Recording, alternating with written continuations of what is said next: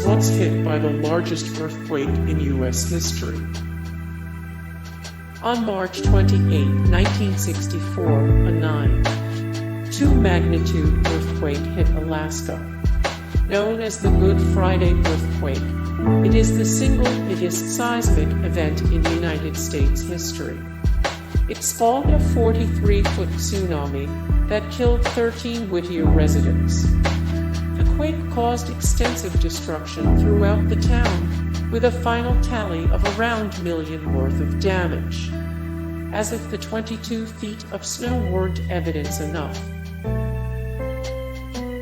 Whittier is the wettest city in America. Don't go to Whittier expecting sun and clear blue skies. Most of the time, it's either raining or snowing, making it the single wettest city in the United States.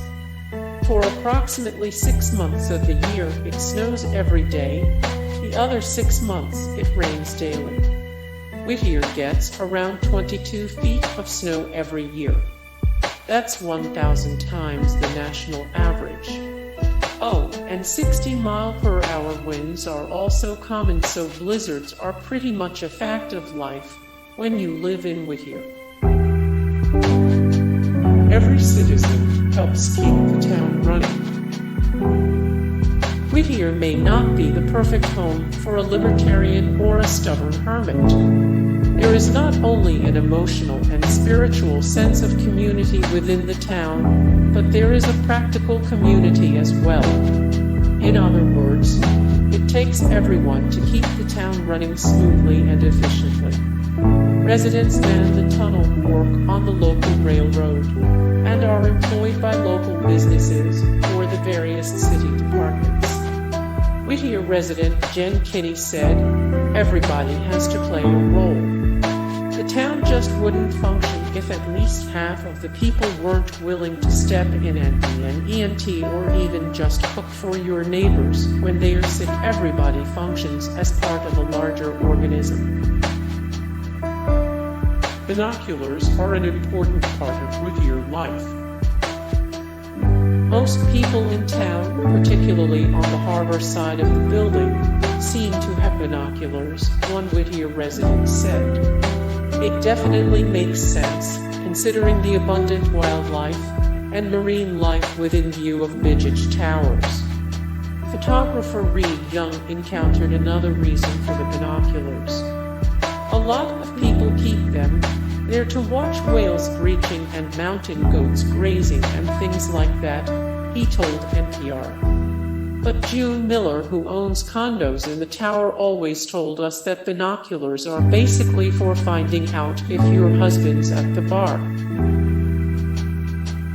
Most of the city services are on the first floor. There's no main street or municipal buildings in Whittier. Such things would be a logistical impossibility. Instead, the majority of the city's services are located on the first floor of Begich Towers. A police department, post office, convenience store, medical clinic, and grocery store are among the services you'll find. The school is connected to Begich Towers via an underground tunnel.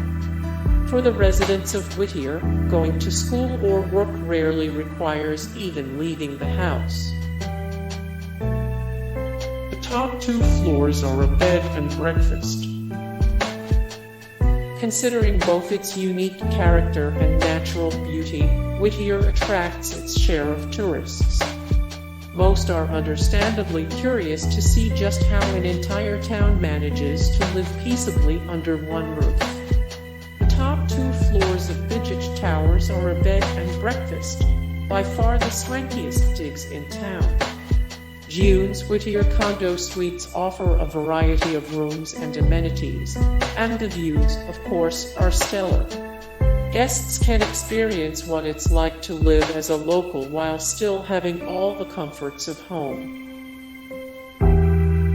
The city is only accessible by tunnel. Whittier is not an easy town to breeze in and out of. A train tunnel was built in World War II, but several years ago, it was converted into a tunnel for cars. Before that, boat travel was really the only way to get in and out of Whittier. Now, however, cars can move freely in and out of town, with some exceptions. Given that the tunnel only houses a single traffic lane, and the tunnel is 13,300 feet, the second longest highway tunnel in North America, cars going the same direction are allowed through in 30-minute intervals. A red light alerts drivers on the opposite end to stop and wait until the interval is up before it's their turn to proceed. If you need to enter or leave Whittier after hours, you're out of luck. The Whittier Tunnel is not open around the clock. If you try to use the tunnel after 11:00 at night or before 5:30 in the morning, you'll likely find it closed. People who miss the cutoff are often spotted sleeping in their cars at either end of the tunnel. There is, incidentally, always someone on duty should an emergency vehicle need to get through. The average driver, however, has to wait until normal operating hours. Some residents haven't left Begich Towers in years. With all you could need under one roof, some residents haven't felt the urge to leave Begich Towers in weeks or, in some cases, years. Commenting on life in Whittier, teacher Erica Thompson said, "Some people love it because it can be really social, and some people love it because it can be reclusive. For me, it's just home. For the most part, you know everybody. It's a community under one roof. We have everything we need." The 2020 coronavirus pandemic closed the town to outside visitors.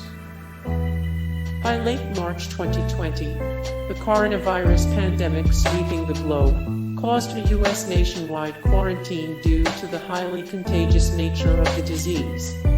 For a town like Whittier, however, the threat of the virus was more daunting. To prevent a potential outbreak that could quickly and unwittingly infect residents, the city closed itself to any outside visitors, allowing in only residents, their caregivers, and employees of essential businesses, according to the Anchorage Daily News. In the wake of the pandemic, Whittier adopted strict restrictions, such as allowing only one family at a time inside the elevators or laundry room, and some residents even suggested closing down the town's only access to the outside world to prevent visitors from traveling to Whittier to seek recreational activity. Assistant City Manager Annie Reeves said, "I think that's a big driver of the community's concern. We can't stop people from coming into our city." Emphasizing the sense of community in this small town, however, residents began sharing photos of halibut, full moons rising over snowy mountains, and a few shots of people from before social distancing, crowded together and smiling, in an attempt to brighten each other's day. During the summer of 2020, however, the coronavirus finally hit the community. According to Slate, 2 waterfront workers tested positive, as well as 11 temporary workers, but the cases were all contained. In August, a family of 6 who shared an apartment tested positive, but isolated themselves, and no one else in the building appeared to have contracted the virus after a 2-week quarantine period. Hey guys, thank you so much for support and like and comment down below, and also thank you so much for watching, and I look forward to see you in the next video. Then take care, bye.